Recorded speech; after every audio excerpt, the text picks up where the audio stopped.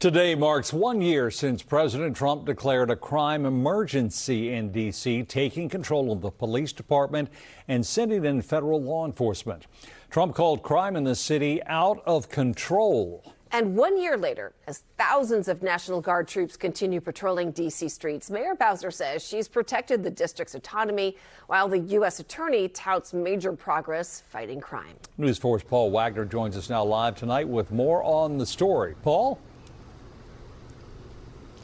Hi, Jim and Susan. If you travel near the Lincoln Memorial, you have inevitably seen these soldiers and this Humvee stationed here behind me near the Memorial Bridge. They've been there for weeks, and they just stand there all day long. And if you travel around the city, you see these soldiers now everywhere. But Mayor Bowser has said repeatedly she wants the National Guard out of the city, but as we now know, they're going to be here through the end of the Trump administration. Let the voices of the people all unite. Together we are in this fight. On the space formerly known as Black Lives Matter Plaza today, Ahmaud led a crowd of protesters who wanted their voices heard. As National Guard troops stood nearby, city residents had a few things to say. Everyone deserves the right to self-rule, and D.C. doesn't have that. It will continue to fight back. This occupation has to end. This is about power. And that White House back there.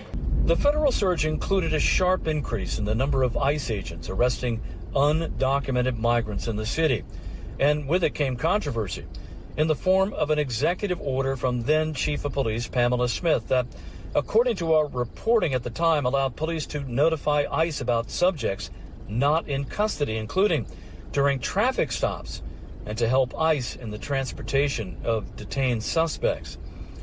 D.C. police confirmed that order remains in effect today.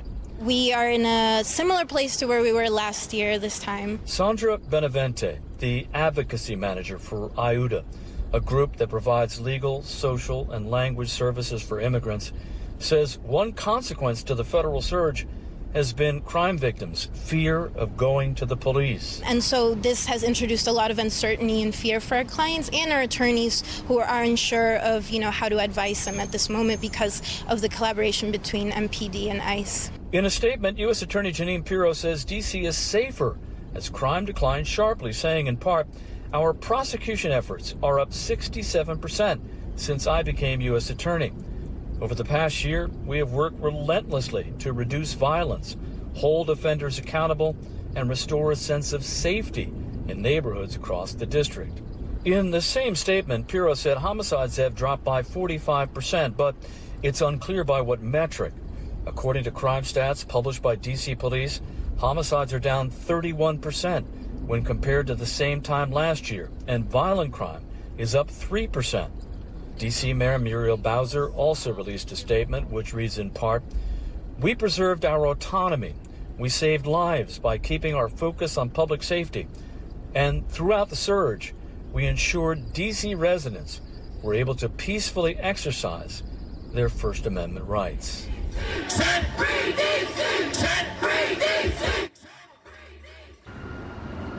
Now, a little bit more on those crime numbers. Overall crime here in the District of Columbia is down 20%, but violent crime is up 3%, something that wasn't mentioned in the U.S. Attorney's press release today. One other note, we just got some new numbers on the National Guard here in the city, and we now know that there are 4,636 National Guard soldiers still patrolling the streets here in Washington. They're all coming from 23 states and territories.